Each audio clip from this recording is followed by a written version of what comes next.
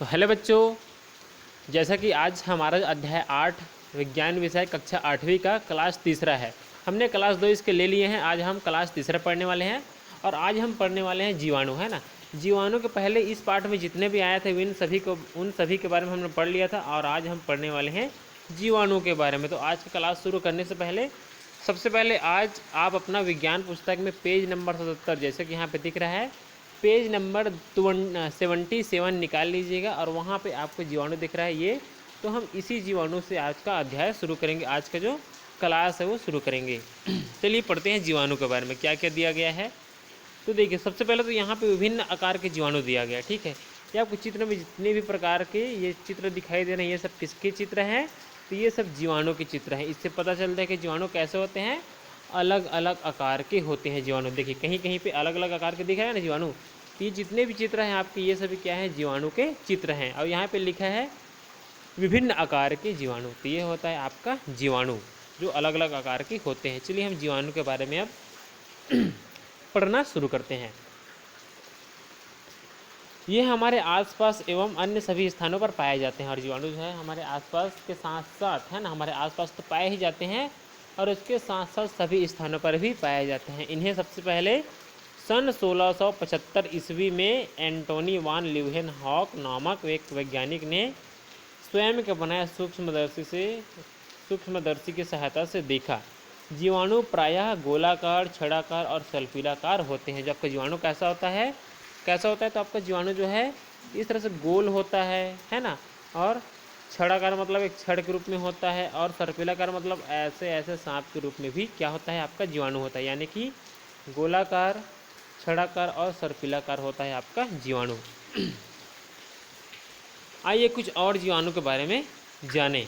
तो चलिए हम जानते हैं कुछ और जीवाणुओं के बारे में। जैसे कि यहाँ पे चित्र भी दिख रहा है आपको, ये है ना, ये सब कुछ अलग अलग चित्र है। तो सबसे पहले किसका चित्र दिया गया? तो देखिए ये है चने की जड़। चने की जड़ में गांठें। तो देखिए चने की जड़ में जो गांठें हैं, है ना, ये जैसे कि आपको छोटा छोटा यहाँ पे गांठ दिखाई दे रहा है, छोटा छोटा गोल गोल गांठ, है ना, ये जड़ में लगा है।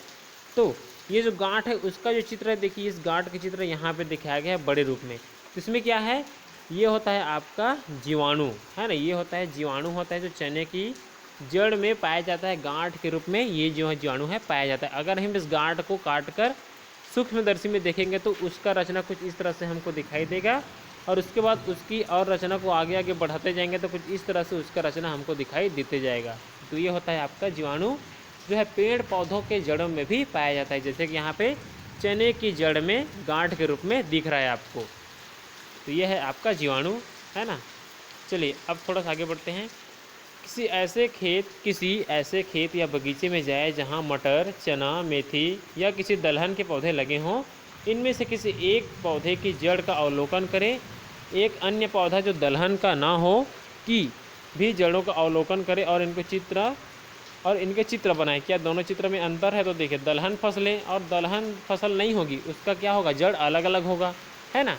जैसे कि दलहन में क्या क्या फसल आता है आपका, तिल हो गया, अरहर हो गया, है ना, और कहा जाए तो आपका हमारे छत्तीसगढ़ी भाषा में लाखड़ी हो गया, लाख हो गया, और चना, मटर, गेहूँ, ये सब क्या है, दलहन की फसलें हैं। तो इनका जड़ अलग होगा। और अन्न वाला फसल जैसे कि धान, है ना, मक्का, ये सब कैसा है, इनका जड़ अलग होगा, क्योंकि अलग अलग मौसम में भी बोई जाते हैं और इनका जड़ भी कैसा होगा, अलग अलग होगा। गठानों जैसे उपहार कौन सी जड़ों में दिखाई दिए? तो देखिए गठान जैसे जिन पौधों के जड़ों में गठान होंगे वो किस पौधों में होंगी? तो वे दलहन की फसलों में क्या होती है, गांठ होती है, गठान दिखाई देती है। चने, मटर और अन्य दलहन वाले पौधों की जड़ों में दिखाई देने वाली गांठों में राइजोबियम नाम का जीवाणु रहता है। और जो चना होता है, मटर होता है ना, उन सबके पौधों की जड़ में जो गांठ होता है, छोटा छोटा गांठ होता है, उस गांठ में क्या होता है, राइजोबियम नाम का एक जीवाणु होता है। याद रखिएगा, राइजोबियम नाम का एक जीवाणु होता है चने की जड़ की गांठ में। यह एक सहजीवी जीवाणु है। यह एक ऐसा जीवाणु है, सहजीवी मतलब यह साथ साथ जीने वाला जीवाणु है, एक साथ, है ना, दूसरे के सहायता से क्या करता है, जीता है, अकेले नहीं जीता, इसलिए इसको सहजीवी जीवाणु कहते हैं। यह जीवाणु वायुमंडल के स्वतंत्र नाइट्रोजन को नाइट्रोजन के यौगिक में बदल देता है, जिससे भूमि की उपजाऊ हो जाती है। इसलिए यह जीवाणु किसानों का मित्र कहलाता है। और ये जो राइजोबियम जीवाणु क्या करता है, जब वायुमंडल के क्या है, नाइट्रोजन है ना, नाइट्रोजन का क्या करता है, ज़मीन में लाकर उसको नाइट्रोजन के यौगिक में तोड़ देता है ना, यानी कि उसको तोड़ मरोड़ देता है, जिससे क्या होता है, जो आपका मिट्टी है उसकी उपजाऊ शक्ति बढ़ जाती है। यानी कि उपजाऊ शक्ति मतलब उसमें पैदावार ज़्यादा होती है। तो राइजोबियम क्या करता है, मिट्टी की उपजाऊ शक्ति को बढ़ाता है, जिससे बहुत अधिक अच्छा फसल होता है। इसलिए इसको क्या कहा जाता है, किसानों का मित्र कहा जाता है। क्रियाकलाप 8, अब देखते हैं क्रियाकलाप 8 कर लेते हैं। इसके लिए क्या लेना है आपको, 2 कटोरियाँ, थोड़ा दूध, दही, चम्मच, गर्म करने का साधन। अब क्या करना है, दोनों कटोरियों में हल्का गर्म दूध लेना है। आपके पास 2 कटोरी होगा, उसमें क्या करना है, जैसे कि यहाँ पे आपको 1 कटोरी है और इसमें भी यहाँ पे 1 कटोरी है, 2 कटोरी हो गया। इसमें थोड़ा सा दूध लेना है, इसी में थोड़ा सा दूध लेना है, दोनों में। और दोनों में कैसा दूध लेना है, तो आपको दोनों में क्या लेना है, गर्म दूध लेना है। अब क्या बोला है, आगे देखते हैं, है ना, आगे क्या दिया है, तो देखिए आगे क्या दिया है, दूसरी कटोरी को बिना दही मिलाए ही रखें। और दूसरा कटोरी क्या होगा, उसमें हम दही नहीं मिलाएंगे, है ना। और पहले वाले कटोरी में क्या मिला देंगे, दूध के साथ दही भी मिला देंगे। दोनों कटोरियों को ढक दे और 4 से 5 घंटों बाद अवलोकन कर निम्नलिखित प्रश्नों के उत्तर अपनी कॉपी में लिखे। तो जैसे क्या किया हमने, क्या किया है, ये पहला और ये दूसरा, इसमें दूध है और दही भी है, लेकिन इसमें क्या है, सिर्फ दूध बस है ना, दूध बस है।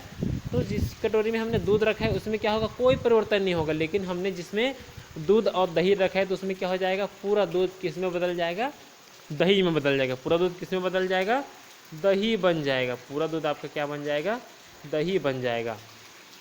तो ये क्यों, क्योंकि वहाँ पे हमने दही मिलाया और दही में क्या पाया जाता है, जीवाणु पाया जाता है। तो यह जीवाणु क्या करता है, पूरे दूध को दही में बदलने का काम करता है, जैसे हम उसमें दही मिलाते हैं।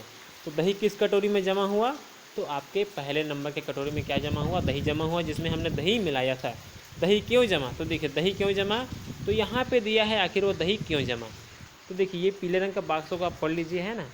जैसे कि इसमें लिखा है, दही में उपस्थित लैक्टोबैसिलस नाम के जीवाणु, है ना। दही में क्या जीवाणु होता है, लैक्टोबैसिलस नाम का एक जीवाणु होता है, जो दूध की शर्करा यानी कि शक्कर यानी कि शुगर, है ना, को अम्लीय पदार्थ में बदल देता है। यानी कि जो मीठा होता है उसको किस में बदल देता है, खट्टे यानी कि अम्लीय पदार्थ में बदल देता है, जिससे दूध गाढ़ा हो जाता है और दही के रूप में बदल जाता है। तो ये होता है उसका असली कारण दही जमने का। क्या होता है, दही में लैक्टोबैसिलस जीवाणु होता है। जैसे कि यहाँ पे दिख रहा है, लैक्टोबैसिलस जीवाणु क्या करता है, दूध की शर्करा को दूध की शक्कर यानी कि मीठे पदार्थ को किस में बदल देता है, अम्लीय यानी कि खट्टे पदार्थ में बदल देता है, जिसके कारण ही क्या हो जाता है, दूध दही में परिवर्तन हो जाता है।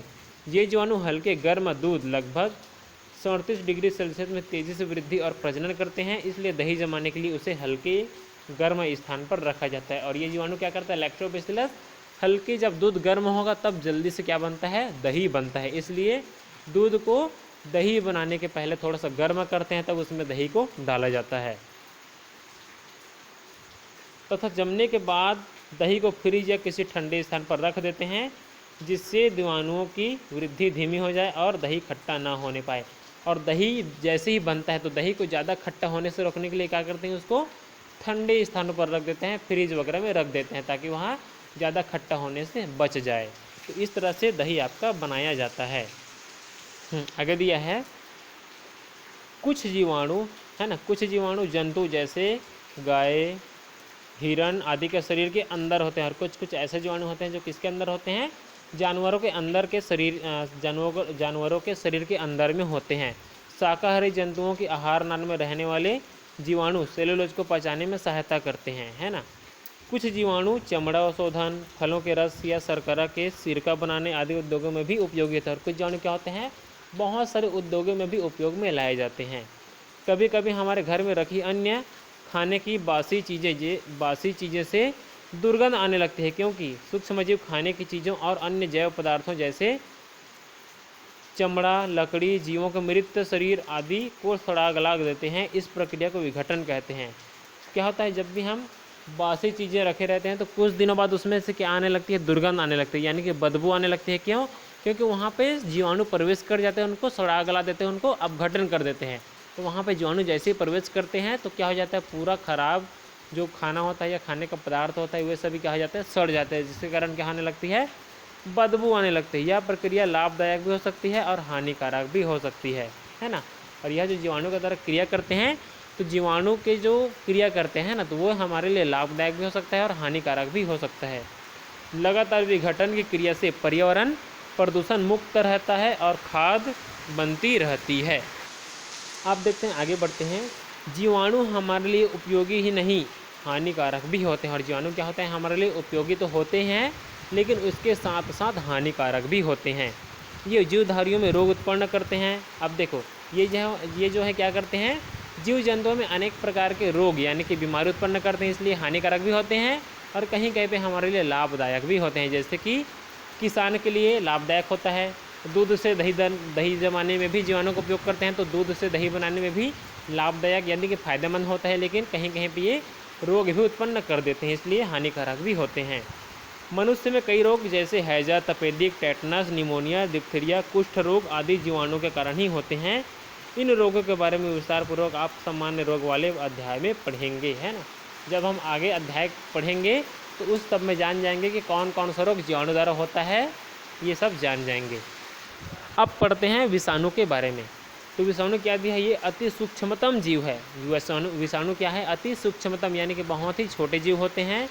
अन्य सूक्ष्म जीवों की तुलना में विषाणु इतने छोटे होते हैं कि इन्हें केवल इलेक्ट्रॉन सूक्ष्मदर्शी की सहायता से ही देखा जा सकता है। जो विषाणु कैसा होता है, सबसे छोटे जीव में आते हैं, इसलिए इसको बहुत ही शक्तिशाली इलेक्ट्रॉन सूक्ष्मदर्शी में देखा जाता है। ये केवल अन्य पोषक जीवों के शरीर में ही वृद्धि कर सकते हैं। और विषाणु क्या होते हैं, दूसरे के साथ दूसरे के शरीर में रहकर अपना जीवन यापन करते हैं। इनको उपस्थिति का पता उन पोषक जीवों पर हो रहे जिन इनके प्रभाव के द्वारा लगाया जा सकता है। और ये कहाँ कहाँ है ना, किसके शरीर में है, तो कैसे पता कर सकते हैं, उसका जो भोजन ग्रहण करेगा तो उसका भोजन उसको जल्दी नहीं मिलेगा और उसको क्या कर लेता है, विषाणु ग्रहण कर लेता है। इस तरह उसको कमजोरी आ सकती है और कमजोरी होने से क्या पता चल सकता है कि उसके शरीर में विषाणु हो सकता है या कोई अन्य जीव भी हो सकता है, ऐसे हमको पता चल सकता है। ऐसे जीवाणु जो पौधों में रहते हैं उन्हें वनस्पति वायरस कहते हैं, जंतुओं में रहने वाले विषाणुओं को जंतु वायरस कहते हैं और बैक्टीरिया में पाए जाने वाले वायरस को बैक्टीरियोफेज कहते हैं। बैक्टीरियोफेज वायरस गंगा जल में पाए जाते हैं, है ना। और जो बैक्टीरियोफेज वायरस है कहाँ पाया जाता है, गंगा जल में पाया जाता है। ये जो आपका बैक्टीरियोफेज है अच्छे से याद रखिएगा, यहाँ पे मैं अंडरलाइन कर देता हूँ, बैक्टीरियोफेज वायरस गंगा जल में पाए जाते हैं। यह भी निश्चित नहीं है कि इन्हें सजीव कहा जाए अथवा निर्जीव, है ना। और जो वायरस होता है कैसा होता है, सजीव भी होता है और निर्जीव भी होता है ना। शरीर के बाहर भी जीवित रहता है और शरीर के अंदर भी जाकर ये जीवित रहता है, तो इसको सजीव भी कह सकते हैं और निर्जीव भी कह सकते हैं, क्योंकि पोषक कोशिका के बाहर ये निर्जीव कण की तरह होते हैं। अतः कुछ वैज्ञानिक इन्हें सजीव और निर्जीव के बीच की कड़ी मानते हैं। मतलब ये किसी के शरीर के बाहर भी जिंदा रह सकता है और किसी के शरीर के अंदर भी जिंदा रह सकता है, इसलिए इसको सजीव भी कहते हैं और निर्जीव भी कहते हैं। जैसे कि ये आपका वायरस हो गया, क्या हो गया, ये आपका वायरस है, ठीक है। ये आपका शरीर हो गया, तो ये शरीर के अंदर भी जीवित रहता है और शरीर के बाहर भी जीवित रहता है। कुछ रोग जैसे सर्दी, जुकाम, बुखार, फ्लू, नेत्र रोग, है ना, जिसे हम आँख आना भी कहते हैं, आदि किसके कारण होते हैं, तो ये सब किसके कारण होते हैं, वायरस के कारण ही होते हैं। ये बहुत तेज़ी से फैलने वाले रोग हैं। इनके अलावा रेबीज हो गया, पोलियो हो गया, खसरा हो गया, एड्स हो गया आदि भी मनुष्य में होने वाले विषाणु जनित रोग है। यानी कि क्या हो सकता है, आपका रेबीज हो गया, पोलियो हो गया, खसरा हो गया, है ना, और एड्स, पोलियो, एड्स, रेबीज, खसरा, ये सब किसके कारण होता है, तो वायरस के कारण ही ये सब रोग होता है। आपने अखबारों, टेलीविज़न और रेडियो के द्वारा HIV एड्स के बारे में जाना होगा। मनुष्य में एड्स भयानक और जानलेवा होता है।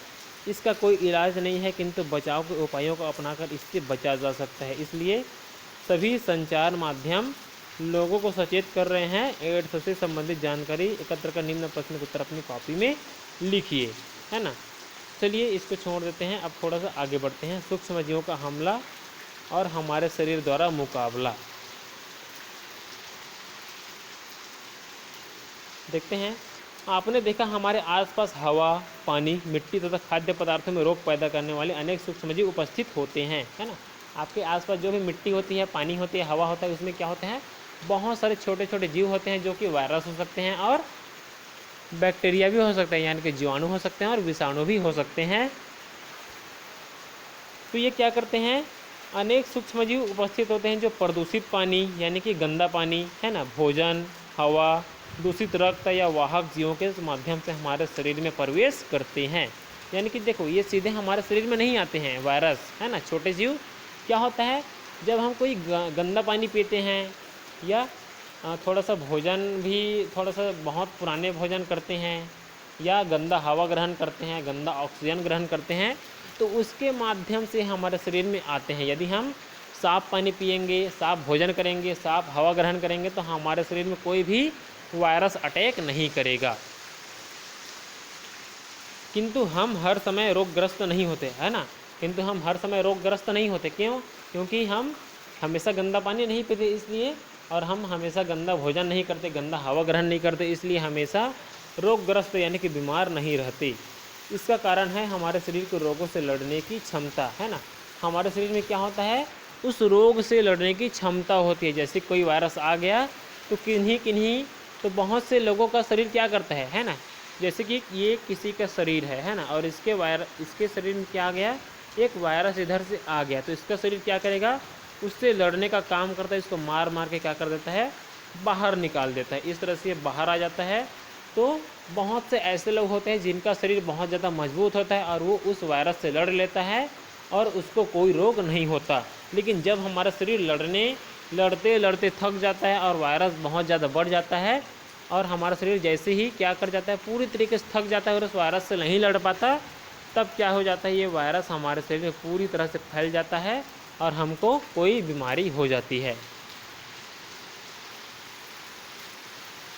तो ये होता है आपका शरीर द्वारा मुकाबला, ठीक है। अब देखते हैं, सबसे पहले तो रोगाणु हमारी त्वचा, नाक और गले की मुँह का झिल्ली, आंसू, नाक के बालों आदि के द्वारा रोक लिए जाते हैं। कुछ रोगाणु मूत्र और पसीने के द्वारा भी बाहर भेज दिए जाते हैं, और कुछ जीवाणु होते हैं, यह छोटे छोटे जीव होते हैं, वे किसके द्वारा बाहर निकल जाते हैं, पसीने और पेशाब के द्वारा ही बाहर निकल जाते हैं, जिससे हमको कोई रोग नहीं होता, है ना। उसको क्या होता है, हमारा शरीर उसको मार मार के बाहर निकाल देता है, ऐसा होता है। मतलब हमारा शरीर क्या करता है, उस छोटे छोटे जीवों से लड़ता है जो हमारे लिए नुकसान होता है, और किसी तरह से उसको हमारे शरीर से बाहर भी कर देता है।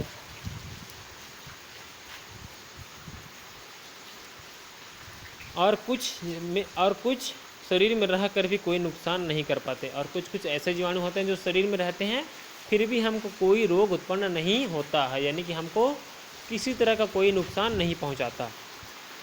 आपने पढ़ा है कि हमारे रक्त में श्वेत रक्त कणिकाएँ होती है जो हमारे शरीर की आंतरिक सुरक्षा के लिए सेना का कार्य करती है, यानी कि फौजी का कार्य करती है, और शरीर में प्रवेश करने वाले रोगाणुओं पर आक्रमण करके उन्हें समाप्त कर देती है। एक बार जब हमें कोई रोग हो जाता है तो हमारे शरीर में उस रोग के विरुद्ध प्रतिरोधक क्षमता उत्पन्न हो जाती है, मतलब उस रोग से लड़ने की क्षमता उत्पन्न हो जाती है जब भी हमारे शरीर में कोई रोग पैदा होता है तो, और हमारा शरीर उस रोग से बचने के लिए तैयार हो जाता है, और हमारा शरीर फिर क्या हो जाता है, उस रोग से लड़ने के लिए तैयार हो जाता है ना।